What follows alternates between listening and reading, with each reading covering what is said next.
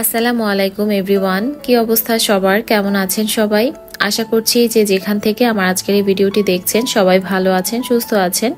আমরাও আলহামদুলিল্লাহ আল্লাহর রহমতে ভালো আছি। নতুন আরও একটি লাইফস্টাইল ব্লগ নিয়ে হাজির হয়ে গেলাম। আই হোপ আজকের ব্লগটা আপনাদের কাছে ভালো লাগবে। এই তো সকালবেলা উঠে আমি একটু রান্নাঘরটা ক্লিন করে নিয়েছি। আমি রাতের বেলা যত ডিপ ক্লিনই করি না কেন, সকালবেলা উঠে রান্নাঘরের চুলার সাইডটা একটু ক্লিন না করলে আমার কাছে ভালো লাগে না, রান্না শুরু করতে ইচ্ছে করে না। তো আমি যে চুলার সাইডের যে অংশটা আছে বা চুলাটা আছে সেটা কিন্তু পরিষ্কার করে নিয়েছি। চুলার এই জায়গাটা পরিষ্কার থাকলে আমার রান্না করতে অনেক বেশি সুবিধা হয় আর ভালো লাগে। আর রাতের বেলা যদি কোনো পোকামাকড় হাঁটে সেটাও আর কি পরিষ্কার হয়ে যাবে। তো একটা কনফিউশন থাকে মনের মধ্যে যে কি না কি হাঁটে, এই জন্য আমি সুন্দরভাবে আগে চুলাটা ক্লিন করি, তারপর হচ্ছে চুলার সাইডটাও ক্লিন করে ফেলি। তো আজকে সকালে নাস্তায় খিচুড়ি করব। তো আমি এখানে ডাল মসুর ডাল, তারপর মুগ ডাল, পোলাও চাল নিয়ে নিয়েছি। তো মুগ ডাল যেটা সেটা আমি একদম ভালো মতো ভেজে তারপর কিন্তু ঠান্ডা করার পরে বক্সে রেখে দিই। তাহলে আমার যখন রান্না করব তখন আর ভাজার ঝামেলাটা থাকে না। আর বুটের ডালও আমি হচ্ছে নর্মাল ফ্রিজে রাখি। বুটের ডালটা আনলে বেশি দিন একটা বাইরে ভালো থাকে না, পোকা ধরে যায়। এই জন্য যে বুটের ডালটা আছে ওইটা ফ্রিজে রেখে দেই, নর্মাল ফ্রিজে। আর মুগ ডালটা আনলে আমি হচ্ছে একটু ভেজে তারপর রাখি। তো এতে বেশ কয়েকদিন বাইরে ভালো থাকে। তো এই তো এখানে আমি খিচুড়িটা কিন্তু প্রেসার কুকারে রান্না করব। আমার কাছে প্রেসার কুকারে রান্না করতেই বেশি ইজি মনে হয়। খিচুড়ি একদম তাড়াতাড়ি হয়ে যায়। তো এখানে তো আমি মশলার মধ্যে চাল ডালটা একটু ভেজে নিয়েছি। এমনিতে হাত দিয়ে মেখে সব কিছু চাল ডাল একসাথে মেখে পানি দিয়ে এভাবে বসিয়ে দিলেও কিন্তু হয়। আর 3টা সিটি দিলে আমি গ্যাসের ফ্লেমটা বন্ধ করে দিব, তারপর দমে রেখে দিব আর কি। প্রেসার কুকারে যে একটা ভাপ থাকে ওই ভাপে কিন্তু চাল ডালটা খুব ভালো মতো সেদ্ধ হয়ে যায়। তো খিচুড়িটা আমার কিন্তু এর মধ্যে হয়ে গেছে। আর আমি পাশের চুলায় ডিম ভাজি করছি। ভিডিওটি এই পর্যন্ত যারা কন্টিনিউ করছেন তাদের কাছে ছোট্ট একটা রিকোয়েস্ট থাকবে, ভিডিওটি ভালো লাগলে প্লিজ একটা লাইক দিতে ভুলবেন না। আপনাদের একটা লাইক কিন্তু আমার এই ভিডিওটাকে আরও অনেকের কাছে পৌঁছে দিবে। আর যারা এখন আমার চ্যানেলটিকে সাবস্ক্রাইব করেনি তাদের কাছে রিকোয়েস্ট থাকবে, ভিডিওটি ভালো লাগলে অবশ্যই চ্যানেলটিকে সাবস্ক্রাইব করে আমার পাশেই থাকবেন। তো এখানে আপনাদের ভাইয়ের প্লেটে খাবারটা বেড়ে নিচ্ছি, নাস্তাটা আর কি, ও বের হবে খেয়ে। তো একদম প্লেটেই বেড়ে দিচ্ছি। আর বাটিতে সার্ভ করার টাইম দিচ্ছে না, অনেকটাই লেট হয়ে গেছে। আর ইদানিং এত পরিমাণ বাইরে বৃষ্টি হয়, সকালবেলা ঘুম থেকে উঠতেও লেট হয়ে যায়। আর আমার ছোটো মেয়েটাকে স্কুলে দিতেও আমার অনেক সময় লেট হয়ে যাচ্ছে। বৃষ্টির কারণে একদম ঘুমই ভাঙছে না, এত ঠান্ডা ঠান্ডা একটা ওয়েদার থাকে যে প্রচণ্ড ঘুম আসে সকালের দিকে। তো নাস্তার পরে হাতের যে টুকটাক কাজ ছিল, রুম টুম গুছানোর কাজটা, ওইটাও করে ফেলেছিলাম অফ ক্যামেরাতেই। প্রতিদিন আর সেই কাজগুলো শেয়ার করতে ভালো লাগে না। আর আমার হচ্ছে জিরা গুঁড়াটা শেষ হয়ে গেছে। আমি তো জিরা গুঁড়া খাই। এটা অনেক সময় জিরা এনে তারপর রোদে শুকিয়ে তারপর এটা ভাঙাই। তো এবার তো আম্মু এখনো আসেনি, আম্মু থাকলে তো আম্মুই এটা সুন্দর মতো প্রসেসিং করে দিত। তো আমার জিরা গুঁড়া শেষ হয়ে গেছে, অনেক দিন হয়েছে। আমি প্যাকেট যে রাঁধুনির জিরা গুঁড়াটা আছে ওইটা এতদিন খেয়েছি, তবে ওইটা ভালো লাগছিল না আমার কাছে। তো আমি জিরা কিনে এনেছি। আনার পরে বৃষ্টি শুরু হয়েছে, একদিন মাত্র একটু রোদে দিতে পারছিলাম 1 ঘন্টার মতো। তারপর থেকে এত পরিমাণ বৃষ্টি, জিরাটা রোদে শুকানো হয় নাই। আর মাংস রান্না করতে তো জিরা বাটা লাগবেই, এখন কি করব। তো পরে জিরাটা একটু ভিজায় রাখছিলাম। তো আমি হচ্ছে স্কুলে গিয়েছিলাম, স্কুল থেকে এসে তারপর হচ্ছে রান্নাটা বসাই দিছি এখন। তো স্কুলে যাওয়ার আগে আমি গরুর মাংস ম্যারিনেট করে রাখছিলাম, তো এখন আর কি বসিয়ে দিয়েছি চুলায়। আর এক পাশে হচ্ছে আমি জিরাটা ব্লেন্ড করে নিচ্ছি। জিরা ব্লেন্ড করতে গিয়ে আমার তো অবস্থা একদম নাজেহাল, এত সময় লেগেছে জিরা ব্লেন্ড করতে। আর এত বারবার গরম হয়ে যাচ্ছিল আর কি, ব্লেন্ডারের যে জগটা আছে ওইটা।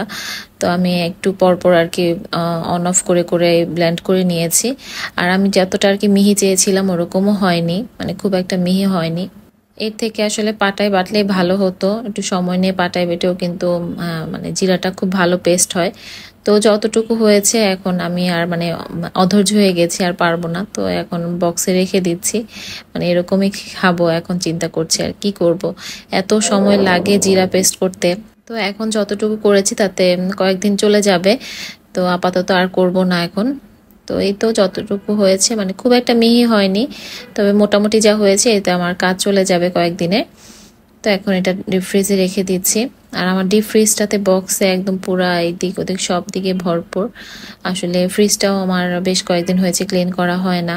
ক্লিনিং এর কাজের আসলে শেষ নেই, একটা ক্লিন করি তো আরেকটা নষ্ট হয়, দেখা যায় ওইটা ক্লিন করতে হয়। তো প্রতিনিয়তই কিছু না কিছু ক্লিনিং এর মানে কাজ আছেই, থাকেই সংসারে একটার পর একটা। তো আজকে আমি আমার রান্নাঘরের যে পার্টটা আর কি সবসময় আপনাদের সাথে শেয়ার করা হয় না বা দেখানো হয় না, সেই জায়গাটা একটু পরিষ্কার করেছিলাম। তো এটাতেও অনেক সময় লাগছে। আসলে প্রতিদিনের কাজ যদি প্রতিদিন শেষ না করে তাহলে আসলে কাজগুলো যে জমে যায় তখন কিন্তু কাজ করতে অনেকটা কষ্ট হয়। দেখা যায় যে রান্নাঘর বা রান্নাঘরের যে সাইডটাতে আমরা কাজ করি, রান্না বান্না করি, ওইটা তো প্রতিদিনই পরিষ্কার করা হয়। তো খুব একটা বেশি আর কি এটার উপরে পরিশ্রম দিতে হয় না। বা রুমগুলো কিন্তু প্রতিদিনই ক্লিন করা হয়, ওগুলো তো খুব একটা মাসে একবার দুইবার ডিপ ক্লিন করলেই হয়। কিন্তু এই যে রান্নাঘরের যে সাইডগুলো আসলে একদম স্টোর রুম যেটা বলতে পারেন, ওইটা কিন্তু সবসময় ক্লিন করা হয় না।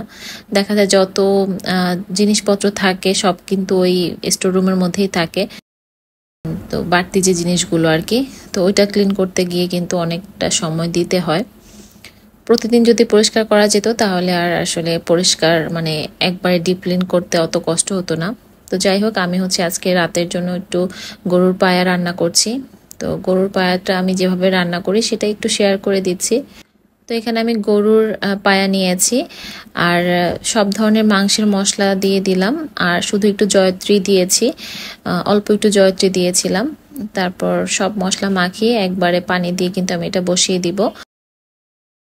তো আমি একদম যতটুকু পানি লাগবে একবারে পানি দিয়ে বসিয়ে দিলে কিন্তু পায়াটা খেতে ভালো লাগে। আমি পাতিলেই রান্না করছি, অনেকে প্রেসার কুকারে রান্না করে, তবে আমার কাছে মনে হয় পায়াটা যত জাল করে রান্না করা হবে অতই বেশি টেস্টি হয়।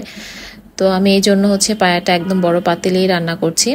এদিকে হচ্ছে আদিয়ানের ক্ষুধা লেগে গেছে, তো আমি হচ্ছে আদিয়ানকে খাইয়ে দিলাম। তারপরে তো এখন রান্নাঘর যে ক্লিনিং করব সেই একটু কাজ করে নিচ্ছে। আমি কিছুদিন আগে হচ্ছে রান্নাঘরে তেলাপোকার ওষুধ দিয়েছিলাম, মানে তেলাপোকা দেখছিলাম ছোট ছোট কিছু, তো ওষুধ দিয়ে রাখছি। তো দেখি প্রতিদিনই কিছু না কিছু তেলাপোকা মানে মরে বের হয়, তো সেগুলো একটু যখন দেখি তখনই আর কি পরিষ্কার করে ফেলি। যখন আর কি তেলাপোকার ওষুধ দিয়েছি তখন খুব একটা বেশি মরে নাই, এখন দেখি কয়েকটা আর কি বের হচ্ছে। তো খালাকে দিয়েও ক্যাবিনেটগুলো পরিষ্কার করাইছিলাম, তো ওই সময় দেখিনি তেমন একটা তেলাপোকা, তবে এখন দেখছি কিছু কিছু মরে আর কি এরকম পড়ে আছে ক্যাবিনেটের ভিতরে। তো এই আর কি, এখন হচ্ছে আমি প্রায় সন্ধ্যার দিকে মানে আসরের নামাজের পরে অংশ এটা, দুপুরে রান্নাবান্না শেষ করে তারপর গরুর পায়াটা বসিয়েছিলাম।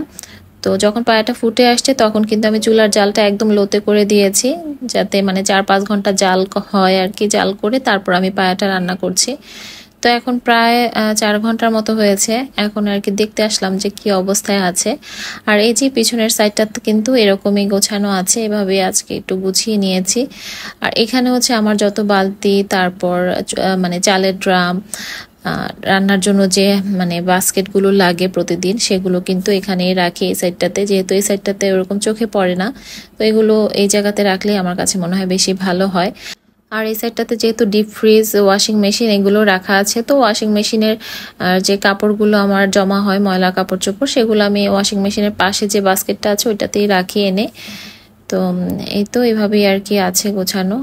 আর টুকটাক কিছু জিনিস আছে, পেঁয়াজ রসুন রাখার বাস্কেটটাও আমি ওই সাইডটাতেই রেখেছি।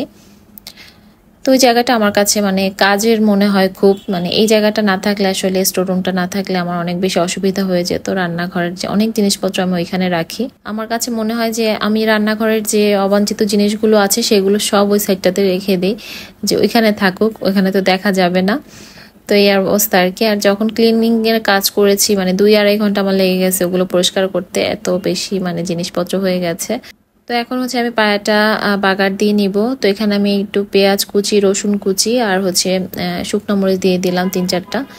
এখন এটাকে ভালো মতো বাগার দিয়ে তারপর হচ্ছে পায়াটা নামিয়ে নিব। পায়াটা কিন্তু খুব সুন্দর সেদ্ধ হয়েছে, আমি যেমনটা চেয়েছিলাম ঠিক তেমনটাই হয়েছে। তো আমি এখন বাগার দিয়ে নিচ্ছি।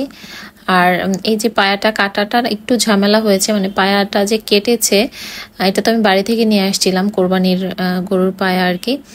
তো কাটাটা আসলে ঠিক হয়নি, একদম যে ভিতরের চর্বিগুলো আছে সেগুলো কিন্তু বের হয়ে গেছে, যে তেলগুলো এই যে পায়ের মাঝখান থেকে কেটে ফেলছে। তো এই আর কি। তো এই তো আমি এখন একটু বাটিতে নিয়ে নিলাম, আপনাদের ভাইয়াকে বললাম একটু টেস্ট করে দেখতে যে কেমন হয়েছে। তো গরুর পায়াটা হচ্ছে আমরা রাতে পরোটা দিয়ে খাবো, এই জন্য আমি পরোটাগুলো এখানে বানিয়ে নিয়েছি। আসলে গরুর পায়া, পরোটা, রুটি এগুলো দিয়ে খেতে ভালো লাগে, মানে চালের রুটি, পরোটা এসবের সাথে বেশি ভালো যায়। অনেকে ভাতের সাথেও খায়, তবে আমার কাছে মনে হয় যে পরোটার সাথেই বেশি ভালো লাগে। নানের সাথেও খুব ভালো লাগে, নান রুটির সাথে। এবার আসলে কোরবানির পরে বাড়িতে খুব কম সময় থাকা হয়েছে, এই জন্য এই যে খাবারগুলো বাড়িতেই খেয়ে আসি, তবে এবার আর খাওয়া হয়নি, সাথে করে নিয়ে এসেছি। তো বাড়িতে সবাই মিলে যখন খাওয়া হয় তখন কিন্তু অন্যরকম মজা লাগে। নিজেরা যখন একা একা খাই তার থেকে মনে হয় সবাই মিলে একত্রে একটা জিনিস খেলে ভালো লাগে। তো আসলে আমার তো লাইনের গ্যাস, এই জন্য আমি কিন্তু অনেক সময় নিয়ে এটা রান্না করতে পেরেছি চুলায়। যাদের সিলিন্ডার গ্যাস আছে তারা কিন্তু এত সময় চুলায় রান্না করতে চাইবে না, তাদের জন্য প্রেশার কুকারই পারফেক্ট একটা অপশন। তো আমার কাছে মনে হয় যে এটা এরকম চুলায় যদি বসিয়ে আস্তে আস্তে রান্না করা যায়, মানে অল্প জালে, তখন কিন্তু পায়া বা নিহারিটা খেতে ভালো লাগে বেশি। তো এই তো আপনাদের ভাইয়া বলছে যে এখানে মানে আমার যে ফ্যামিলি লিভিংটা আছে ওখানে বসে ওকে খাবারটা দিতে, এই সাইডটাতে এত ঠান্ডা বাতাস আসছিল, তো ওখানে বসে আছে, তো বললো এখানেই দাও। তো এখানে আমার কোনো সেন্টার টেবিল বা টি টেবিল নেই, এই জন্য একটা চেয়ারের উপরে দিলাম। তো আমিও একটা বাটিতে নিয়ে নিলাম, একটু টেস্ট করে দেখতে বললো আমাকে। ও বললো যে অনেক মজা হয়েছে, তবে আমি রাতে আসলে পরোটা খাই না, অল্প একটু ওর কাছ থেকে নিয়ে টেস্ট করছি। তো বেশ ভালোই লেগেছে। তো আমার আজকের ভিডিওটা এই পর্যন্তই। আই হোপ আপনাদের কাছে ভালো লেগেছে। ভালো লাগলে অবশ্যই লাইক, কমেন্ট এবং শেয়ার করে দিবেন। তো সবাই ভালো থাকবেন। আল্লাহ হাফেজ।